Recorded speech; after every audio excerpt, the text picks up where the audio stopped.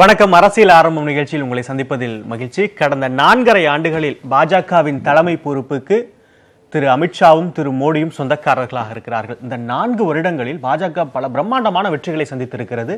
இந்த வெற்றிகளுக்கெல்லாம் முகமாகவும் வியூகமாகவும் இருந்தது அமித்ஷா மோடியின் திட்டமிடல் தான், இவர்களுடைய கூட்டுதான் என்று பாரதிய ஜனதாவின் பல்வேறு தலைவர்கள் சொல்லி வந்தார்கள். ஆனால் இன்றைய தினம் 3 மாநில தேர்தல் பின்னடைவுக்கு பிறகு, பாஜகவிற்கான பின்னடைவிற்கு பிறகு தலைமை குறித்த கேள்வி கட்சிக்குள்ளே எழுந்திருக்கிறது. சாலை போக்குவரத்து துறை அமைச்சர் நிதின் கட்கரி கடந்த சில வாரங்களாக பல்வேறு சில முக்கியமான கருத்துக்களை பேசி வருகிறார்.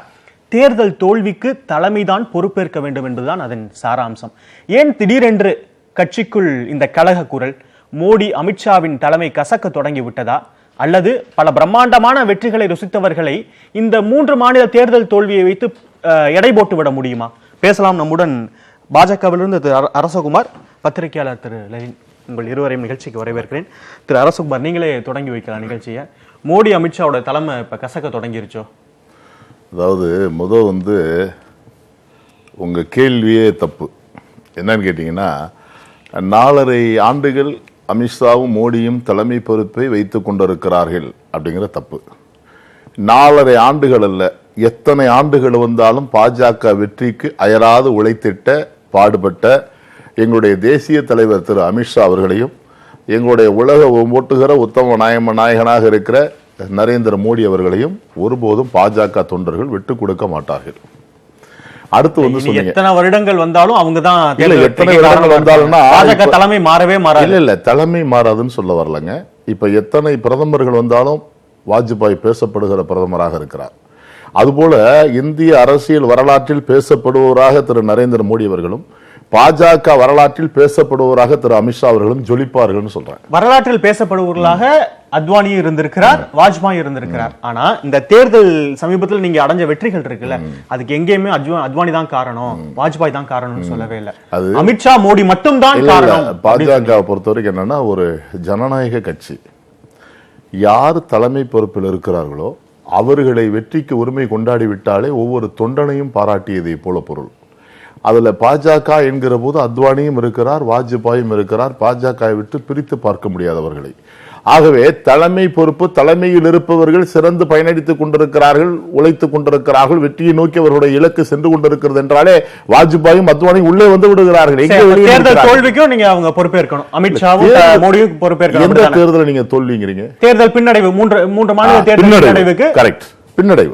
பின்னடைவு என்பது இப்ப நீங்க இந்த விவாதமே, இந்த அரசியல் ஆரம்பமே நிதின் கட்காரியுடைய வார்த்தைகளை வச்சுதான் இல்லையா? அவர் என்ன சொல்றாரு, இத மட்டும் அவர் தனியா சொல்லல. ஐபிஎஸ் ஐஏஎஸ் அதிகாரிகளை குறிப்பிட்டு ஒரு ஹோம் மினிஸ்ட்ரி வெற்றி பெறுது அப்படின்னா அதுக்கு ஐபிஎஸ் ஐஏஎஸ் அதிகாரிகளுடைய உழைப்பும் முயற்சியும் காரணம் அவங்க ட்ரைனிங் செய்யப்பட்டிருக்காங்க, ட்ரெயின் அப் பண்ணப்பட்டிருக்காங்க. இருங்க இல்ல சொல்லிடுறேன். அதுபோல ஒரு தேர்தலில் நான் தலைவராக இருந்தால், அவர் சொன்னது, நான் தலைவராக இருந்தால் எனக்கு கீழே வேலை பார்க்கிற ஒரு கேண்டிடேட், எம்எல்ஏ கேண்டிடேட்டோ எம்பி கேண்டிடேட்டோ, நான் கூட்டம் நடத்திருப்பேன், முடியாம போச்சு, நாள் பத்தாம போச்சு, ஃபண்ட்ஸ் எனக்கு கை கொடுக்கல, அல்லது எனக்கு ஷூரிட்டி இதெல்லாம் வரலன்னு சொன்னாலும் கூட சொன்னாலும் கூட நான் என்ன சொல்லுவேன்னா, நம்ம கட்சியினுடைய ஏதோ ஒரு கொள்கை, ஏதோ ஒரு லட்சியம் மாறுபட்டிருக்கிறதாக பப்ளிக் நினைக்கலாம், அல்லது உனக்கும் பப்ளிக் இருக்கிற கனெக்டிவிட்டி குறைஞ்சிருக்கலாம். நிதின் கட்கரியோட வார்த்தைகளை விட்டுருங்க. அவர் ஐபி கூட்டத்துல பேசினதை நம்ம எடுத்துக்க வேண்டாம், பொதுவாவே பேசுவோம். நிதின் கட்கரி ஒரு கோட போட்டுட்டு போயிருக்காரு, தேர்தல் தோல்விக்கு தலைமைதான் பொறுப்பேற்க வேண்டும். அது ஐபி ஆபீஸரா இருந்தாலும் சரி, பாஜக கட்சியா இருந்தாலும் சரி. தேர்தல் தோல்விக்கு தலைமை தான் பொறுப்பேற்கணும்னு சொல்லல, தோல்விக்கு பொறுப்பேற்க வேண்டும், தலைமைக்கு பொறுப்பேற்க வேண்டும். தேர்தலை குறித்து சொல்லவில்லை. தேர்தலை பத்தி நிதின் கட்கரி பேசியிருக்காரு, நம்ம பொருள் எடுத்துக்க வேண்டாம். ஆனா அவருடைய பேச்சுன்றது பாஜகவின் இரு தலைமைகளை தான் அந்த இடத்துல சுட்டிக்காட்ட முடியும். ஏன்னா அதற்கு முன்பு சில வாரங்கள்ல அவர் பேசினதை நம்ம திருப்பி பார்க்கணும். நான் நேரடியா சில கேள்விக்கு வரேன். மத்திய பிரதேசத்திலையும் சத்தீஸ்கர்லயும் தேர்தல்ல நீங்க அடைஞ்ச அந்த பின்னடைவுக்கு அந்த மாநிலத்தோட ரமன் சிங்கும் சவுகானு தான் பொறுப்பேற்று ராஜினாமா செஞ்சாங்க. சரி. தேர்தல் தோல்விக்கு நாங்க பொறுப்பேற்கிறோம் அப்படின்னு அவங்க சொல்றாங்க. இங்க அமித்ஷாவோ மோடியோ பொறுப்பேற்கல. ஆனா தேர்தலில் வெற்றி கிடைச்சிருந்தா அதுதான் அவங்க தான் காரணம்னு சொல்லியிருப்பீங்களா? அவங்க தான் சொல்லிட்டீங்க. நம்ம தொலைக்காட்சியில் இந்த நிகழ்வு போயிட்டு இருக்கு. ஒரு நாளைக்கு பல நூற்றுக்கணக்கான நிகழ்வுகளை 18 தொலைக்காட்சி வழங்கிட்டு இருக்கு. இதுல இந்த தொலைக்காட்சியினுடைய தலைமை இந்த 18 தொலைக்காட்சி எப்பெல்லாம் சாதிக்குதோ அப்ப அந்த 18 தொலைக்காட்சி தலைமைக்கு தான் அந்த வெற்றி போகும். அந்த நிகழ்ச்சியை பண்ணவருக்கு வெற்றி போகாது. நீங்க நடத்துற நிகழ்ச்சி ஃபெயிலியர்னா நிகழ்ச்சி தலைமை அந்த வெற்றியை எல்லாருக்குமே பரிசாக்குவாங்க. எல்லாருடைய கூட்டு முயற்சி தான் அப்படின்றத பொது வெளியில பேசுவாங்க. அதைத்தான் சொல்றேன். ஆனா அமித்ஷாவும் மோடியும் அதைத்தான் சொல்ல வர்றேன். அந்த நடந்தது 2 மாநில தேர்தல். அந்த மாநில தேர்தலுக்கு தேசிய தலைமை சப்போர்ட் பண்ண முடியுமே ஒழிய சப்போர்ட் பண்ணல. இல்ல யாரு முதல்வர் வேட்பாளராக நிறுத்தப்பட்டிருக்கிற இன்னமும் நான் சொல்றேன், மத்திய பிரதேசத்திலே ராஜஸ்தானில் தோல்வியே அல்ல. 0.5% தான் மாப்பி ஓட்டுனுடைய வித்தியாசம். சார், ஒரு வேட்பாளர் ஜெயிச்சாலும் தோத்தாலும் ஒத்த ஓட்டுல தோத்தாலும் தோல்விதான். நான் நேரடியான கேள்வி இதுதான். ஏன் இந்த 2 மாநிலத்துல அந்த மாநில தலைவர்கள் மட்டும் தேர்தல் தோல்விக்கு பொறுப்பேற்கணும், அமித்ஷாவும் மோடி விலகி இருக்கணும் அப்படிங்கறது பார்வையில அது தோல்வி கிடையாது. ஆனாலும் அங்க நிறுத்தப்பட்ட முதல்வர் வேட்பாளர்கள் 15 ஆண்டுகளாக முதல்வராக இருக்கிறார்கள். இருப்பினும் கூட நெக் டு நெக் என்று சொல்லக்கூடிய அளவில் தேர்தலை வலிமையாக நடத்தியிருக்கிறார்கள். ஆனால் அவர்களாக முன்வந்து இதற்கு நாங்கள் பொறுப்பேற்கிறோம் என்பது ஒரு ஜனநாயக மரபு. அது தேசிய தலைமையை கட்டுப்படுத்தது. சரி திரு லெலின், இது ஒரு 2-3 மாநிலத்தில் நடக்கக்கூடிய தேர்தல் தோல்வி அப்படிங்கிறது தேசிய தலைமைக்கு அதுக்கு தொடர்பு இல்லை. நீங்க நாடாளுமன்ற தேர்தல் தேசிய அளவில் ஒரு தேர்தல் வந்தாதான் அந்த தோல்விக்கு உங்க 2 பேரையும் காரணமாக்க முடியுங்கிற வாதம் ஏற்புடையதா? பொதுவாக நீங்கள் கடந்த 2014 நாடாளுமன்ற தேர்தலை பொறுத்த வரைக்கும் பாஜகவினுடைய அணுகுமுறை அதற்கு முன்பு அது சந்தித்த, ஏனென்றால் 2004 அல்லது அதற்கு முன்பு 1999, 98 தேர்தல்களில் அவர்கள் ஆட்சியை பிடித்திருக்கிறார்கள். அப்போல்லாம் அவங்க பாஜகவை முன்னிறுத்தி அது ஒரு இதாக தான் கொண்டு வருவாங்க. அது பாஜக தலைமையிலான கூட்டணி அந்தந்த மாநிலத்தில் இருக்கக்கூடியது. ஆனால் கடந்த 2014 தேர்தலில் அவங்க முழுக்க முழுக்க மோடியை தான் அவர்கள் முன்னிறுத்தினார்கள். மோடியுடைய குஜராத் மாடல் அப்படிங்கிற அதை நீங்க மறுக்கவே முடியாது. குஜராத் மாடல் போல அவர் அதுதான். அப்ப வழக்கத்தை தாண்டி அவர்கள் ஒன்னு ஃபோக்கஸ் பண்றாங்க.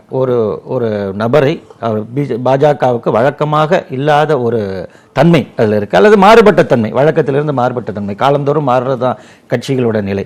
அப்ப கொண்டு வராங்க. அப்ப கூடவே அமித்ஷா அவர் கட்சியின் தலைவராக இருக்கிறார். எனவே அவர்கள் இருவருக்குமான அந்த பாண்ட் அப்படிங்கிறது கட்சிக்குள்ள அவர்களைப் போல சீனியர்களாக இருப்பவர்கள் அல்லது அவர்களை விட மூத்தவர்களிடம் ஒரு அதிர்வை ஏற்படுத்தியிருங்கிறது வெளிப்படையாகவே நம்ம பார்த்துருக்கோம்.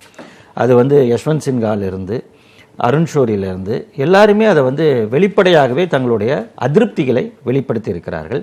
சத்ருகன் சின்ஹா ஒரு புது பொறுப்புக்கு 2 பேர் வரும்போது சில அதிரடியான நடவடிக்கைகள் எடுப்பாங்க. செயல்பாடு அப்ப என்னன்னா தொடர்ச்சியா இவங்க ஒரு வெற்றி பெற்றுட்டு வந்ததாக வரும்பொழுது மாநிலங்கள் ஆட்சியை பிடிக்கும் பொழுது அந்த மாநிலங்கள்ல சில மாநிலங்களில் நேரடியான வெற்றி இருந்தது. சில மாநிலங்களில் அவர்கள் வார்த்தையில் சொல்ல வேண்டுமென்றால் ராஜதந்திரம், ஜனநாயகத்தின் பாணியில் சொல்ல வேண்டுமென்றால் கொள்ளைப்புற வழி, எப்படி வேணாலும் நீங்கள் வச்சுங்க.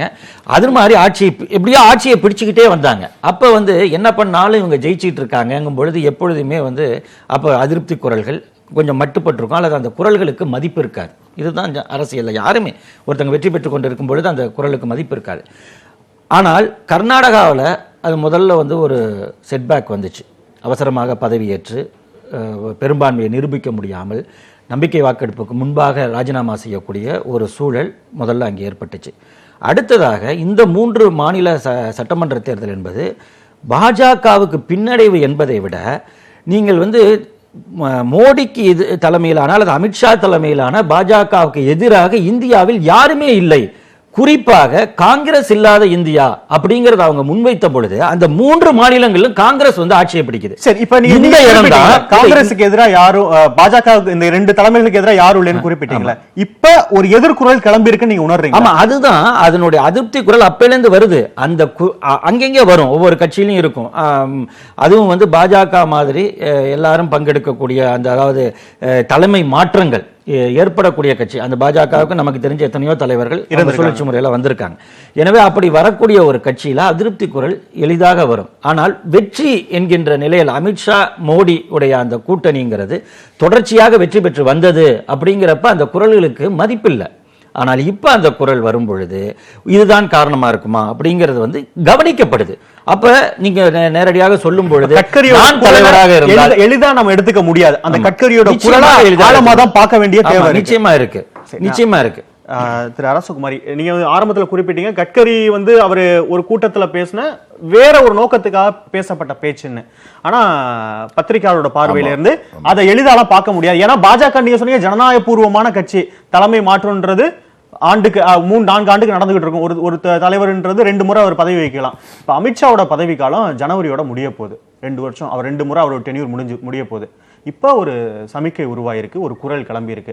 தொடக்கம் கூட கருதலாம். அதாவது ஏற்கனவே சொல்லியாச்சு, நாங்க பாராளுமன்ற தேர்தல் வரை தலைமையில மாற்றம் இல்லை அப்படின்னு சொல்லியாச்சு. ஒண்ணு. ரெண்டாவது, இப்ப உண்மையாவே நான் இந்திய நாட்டில் டெமோக்ரஸி, இந்த பத்திரிகை துறை, ஊடகத்துறை, பத்திரிகை துறை உண்மையாவே பாஜக பாராட்டுது. காரணம் என்னன்னு கேட்டீங்கன்னா, அவங்களுடைய கனல் பார்வை பூராமே பாஜக நோக்கி இருக்கு. அதான் ஒரு நல்ல ஆட்சிக்கு அழகு. நீங்க ஆட்சிக்கு அழகு நிதின் கட்கரி என்னமோ சொல்றாரு. இல்ல ஆட்சிக்கு அழகு நிதின் கட்கரி என்ன சொல்றாருன்னா, பாஜகவோட தலைவர்கள்லாம் ஊடகங்கள்ட்ட இருந்து விலகிருங்க, ஊடகங்கள்ட்ட பேசாதீங்க. அதைத்தான் சொல்றேங்க. என்னைய பொறுத்த வரைக்கும் என்னுடைய பார்வையில சொல்றேன், ஊடகங்கள் நல்ல வேலையை பார்க்குறாங்க. என்ன வேலையை பார்க்குறாங்கன்னா, பாஜகவிற்கு எதிர்ப்பா என்னென்னலாம் பண்ண முடியுமோ, உதாரணமா தினமணி இல்ல சொல்லிடுங்க சார், ஒரு குறிப்பிட்ட பத்திரிகை ஊடகத்தை பேச வேண்டாம். ஆனா இதே ஊடகங்கள் தான் மோடி அலைன்னு சொன்னது. இதே ஊடகங்கள் தான் மோடி அலைன்னு சொன்னது. அதை ஒத்துக்கிறீங்கல்ல?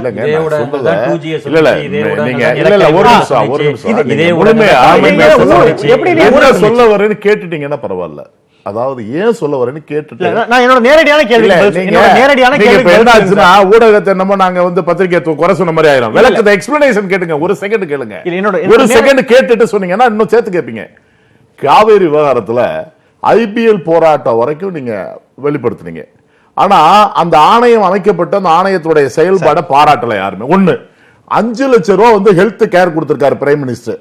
தினமணி ரிப்போர்ட்டர் அவரே தெரியாமல்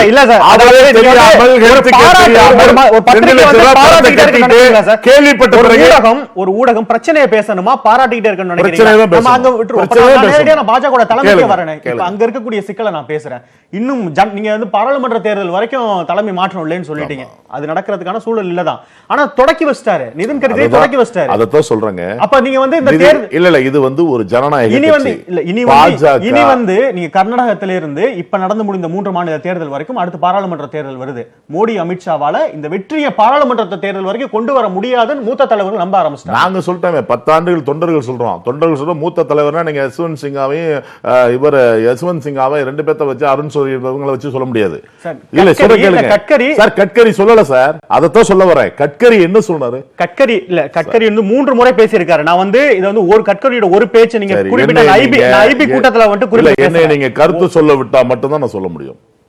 நிதின் கட்கரி புனேல அர்பன் கோஆபரேட்டிவ் பேங்க் அசோசியேஷன்ல பேசும்பொழுது என்ன சொல்றாருன்னா, இதுல சக்சஸ்ஃபுல் வந்துட்டா have more mothers but failure as an நல்ல புள்ளிக்கு வந்திருக்கீங்க orphan அப்படின்னு சொல்றாரு. நல்லா கேட்டுக்கங்க. வெற்றி பெற்றால் நிறைய தாய்கள் பாராட்ட கேட்டுக்குவாங்க, ஆனா தோல்வினா அனாதை குழந்தை கைவிடப்பட்டுருன்றார். அது அவருடைய கருத்து. திரு அரசகுமார், நான் 2 கருத்தை நான் படிச்சு காட்டுறேன். மேடையில் நன்றாக பேசுவதன் மூலமே தேர்தலில் வெற்றி பெற்று விட முடியாது.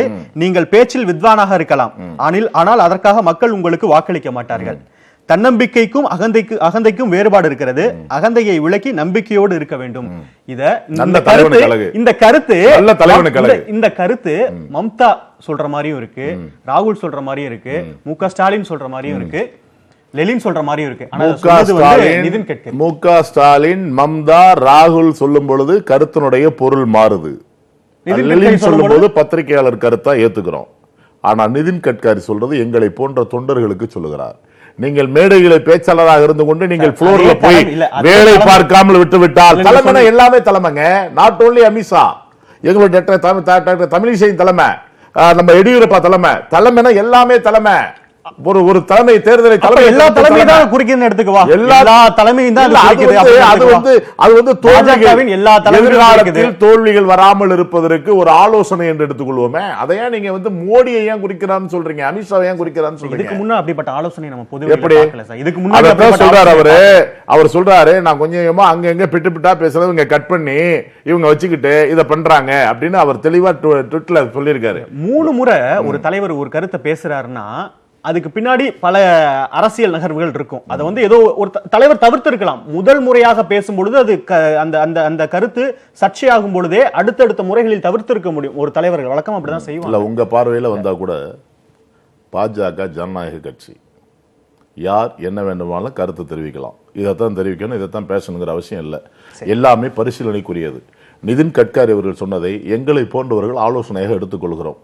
அவர் சொல்லிட்டாரு, நான் அந்த மாதிரி சொல்லவே இல்லை, நான் சொன்னதை திருச்சி வெளியிட்டு இருக்காங்கன்னு சொல்லிட்டாரு. அவரே சொன்ன பிறகு நீங்க அந்த கருத்தை மறுபடியும் நிதின் கட்கரி தலைமை மேல அதிருப்தியா இருக்காரு, தலைமை மேல நிதின் கட்கரி அதிருப்தின்ற இடத்துக்கே வரலாம். நிதின் கட்கரியை நான் உதாரணமா தான் குறிப்பிடுறேன். நிதின் கட்கரி பேசின அந்த பொருள் இருக்குல்ல, அந்த பொருளை தான் நான் விவாதத்துக்கு அந்த பொருளை தான் நாங்க சொல்றோம்.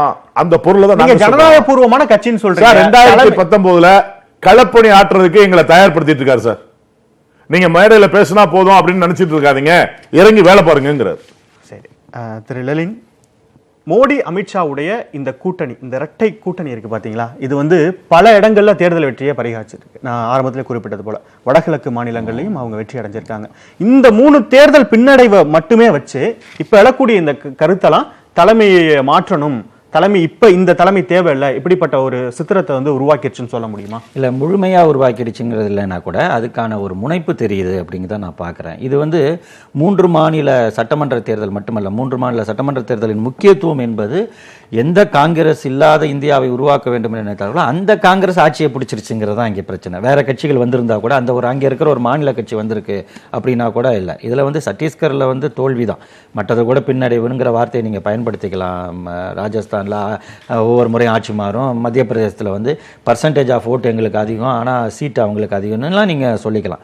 சத்தீஸ்கரை பொறுத்தவரை பாஜகவுக்கு அது தோல்வியை கொடுத்த மாநிலம் தான். 3 முறை 15 வருஷம் அவர் இருந்திருக்காரு. அதை பற்றி பிரச்சனை இல்லை, சீட்டு தான். இப்போ நீங்கள் வந்து தோல்வினா தோல்வி தான். அப்படி தான் காங்கிரஸும் பல மாநிலங்களில் பல ஆண்டுகள் ஆட்சி செய்த காங்கிரஸையும் அப்படி தான் அவங்க வீழ்த்தியிருக்காங்க. அதனால் தேர்தல் களத்தின் வெற்றி தோல்வி அதில் முக்கியமானது இந்த 3 மாநிலங்கள். அது மட்டுமல்ல, தொடர்ச்சியாக எம்பி தேர்தல், இடைத்தேர்தல் நடைபெற்ற எம்பி தொகுதிகளில் இடைத்தேர்தல் நடைபெற்ற பல இடங்களை பாஜக இழந்திருக்கிறது. அது வந்து அவர்களுக்கு செல்வாக்காக உள்ள உத்தரப்பிரதேசம் தொடங்கி பல மாநிலங்களில் இடைத்தேர்தல்களில் அவங்க வந்து எம்பி தொகுதியை இழந்தது அப்படிங்கிறது வந்து அது அப்போவே வந்து அந்த குரல்கள் வந்து நீங்க சொல்ற நான் எப்படி புரிஞ்சுக்கிறேன்னா, மோடி அமித்ஷாவுடைய வியூகம்ன்றது இதற்கு முன்பு செல்லுபடி ஆனது, இப்ப அதுல ஏதோ ஒரு குறை இருக்கு, நாடாளுமன்ற தேர்தலில் அது எடுபடாதுன்னு சொல்ல வரல. இல்ல, உண்மை வந்து நீங்க வந்து காங்கிரஸ் மீது அல்லது ஐக்கிய முற்போக்கு கூட்டணி ஆட்சி மீது அல்லது அந்தந்த மாநிலத்தில் ஆட்சி செய்த கட்சிகள் மீது, அது அகிலேஷ் யாதவாக இருக்கட்டும் மற்ற கட்சிகளாக இருக்கட்டும், அது மேல நீங்க குற்றச்சாட்டு வச்சுட்டு நீங்க வெற்றியை பெற்றீங்க.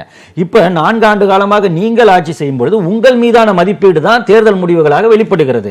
அதே அமித்ஷாவும் அதே மோடியும் இந்த 4.5 ஆண்டு காலமாக பாஜக தலைமையில் பாஜக ஆட்சி நடைபெற்றுக் கொண்டிருப்பதற்கு மக்கள் ஒரு மதிப்பு போடுவாங்கல்ல. நீங்க கொடுத்த வாக்குறுதிகள் என்ன ஆச்சு, நீங்க கொடுத்த வாக்குறுதிகள் என்ன நிலையில நிறைவேற்றப்பட்டிருக்கு, நீங்கள் கொண்டு வந்த திட்டங்கள் மக்களுக்கு என்ன பலனை தந்திருக்கு, என்ன மாதிரியான சங்கடங்களை உருவாக்கி இருக்கு, ஒவ்வொரு மாநிலத்தோட நிலைமை என்ன இருக்கு. இதே நிதின் கட்காரி தானே சொன்னாரு, இவ்வளவு இதா ஜெயிச்சு வருவோன்னு தெரியல, அதனாலதான் வாக்குறுதியை கொடுத்துட்டோம்னு சொன்னவரும் அவர் தானே.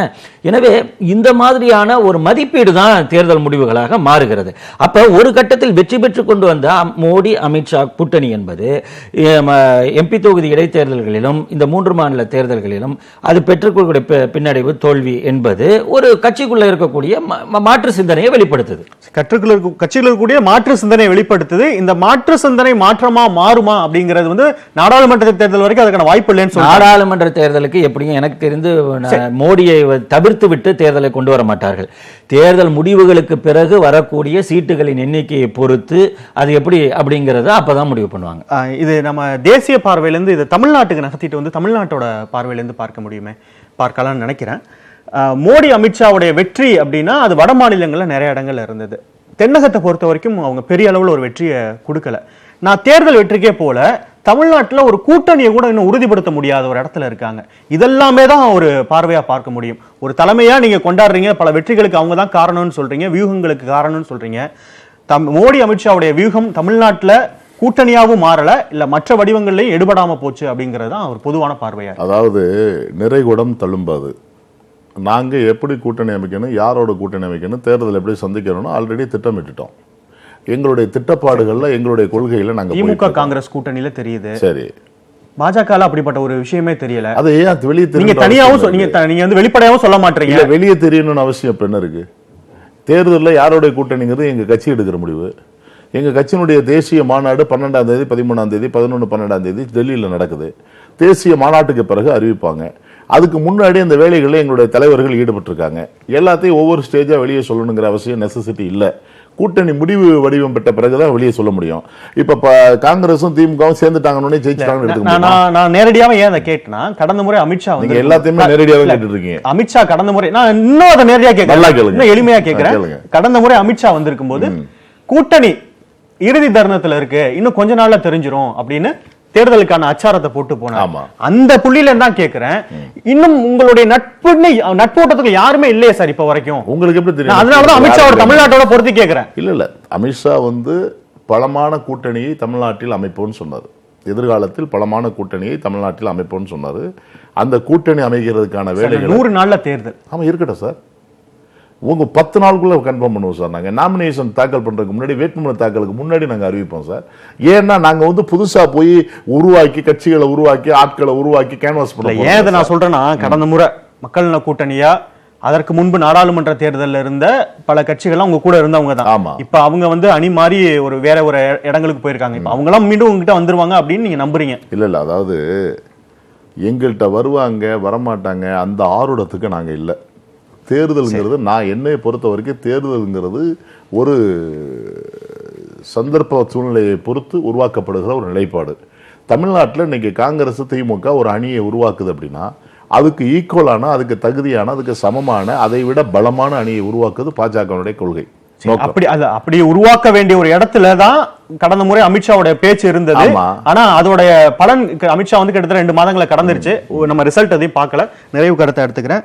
திரு லெனின், உங்களோட நிறைவு கருத்தா, அத்வானி பாஜகவுடைய பிரதமராக வருவார் அப்படின்லாம் எதிர்பார்க்கப்பட்டது. பிரதமர் வேட்பாளருக்கான போட்டியிலே முதன்மையான தலைவராக இருந்தார். ஆனா அத்வானியை கடந்து மோடி அந்த இடத்துக்கு வர்றார். இன்று மோடியோட தலைமை கேள்விக்குள்ளாக்கக்கூடிய ஒரு தொடக்க புள்ளியா தான் நீங்க பாக்குறீங்க கட்கரியோட பேச்ச. அத்வானியாக மாறுகிறாரா மோடி? நிறைவு கருத்தா பதிவு செய்யல. அத்வானிக்கு எப்ப அந்த வாய்ப்பு போனுச்சுன்னா, அவர் வந்து 2009 தேர்தலில் எல்லாம் அவர் முன்னிறுத்தப்படும் பொழுது அவருக்கான வெற்றி பெறல. அவரை முன்னிறுத்திய தேர்தல்களில் அவங்க வந்து வெற்றி பெறாத பொழுது இயல்பாகவே அடுத்த தலைமையை அவங்க கொண்டு வராங்க. இப்பவும் அதைத்தான் சொல்கிறேன். வரக்கூடிய 2019 நாடாளுமன்ற தேர்தலில் பாஜக இதே மோடி அமித்ஷா கூட்டணியில் எந்த அளவு வெற்றி பெறப் போகிறது என்பதை பொறுத்து அந்த மாற்றமோ அல்லது இதுவே நீடிக்குமாங்கிறது முடிவாகும். தேர்தல் வெற்றி தீர்மானிக்கும் அல்லது தேர்தலுடைய ரிசல்ட், தேர்தல் முடிவுகள் தான் இவர்களுடைய தலைமையின் முடிவை தீர்மானிக்கும். சரி, கிட்டத்தட்ட அரசகுமாரோடைய கருத்திலிருந்து நம்ம அதை புரிஞ்சுக்க முடியும். நீங்களும் தேர்தல் வரைக்கும் பொறுத்துருங்க. தேர்தல் முடிவு, தேர்தல் வரைக்கும் தலைமையில மாற்றம் சொல்றீங்க. நரேந்திர மோடியை முன்னிறுத்தி தான் பாஜக தேர்தலை எதிர்கொள்ளும். இல்ல, அதான் லெலினோ அதான் சொல்றாரு. தேர்தலுக்கு பிறகுதான் பாஜக தலைமையில மாற்றம் இருக்குமா இருக்காது சொல்றாரு. நீங்களும் அதான் சொல்றீங்க. சீட்டை சிம்பிளா அடிப்போம்னு சொல்றேன். சரி, நிகழ்ச்சியை நிறைவு செய்யலாம். உங்கள் இருவரின் வருகைக்கும் கருத்து பகிர்வுக்கும் நன்றி. மீண்டும் மற்றொரு நிகழ்ச்சியில் சந்திக்கலாம். நன்றி, வணக்கம்.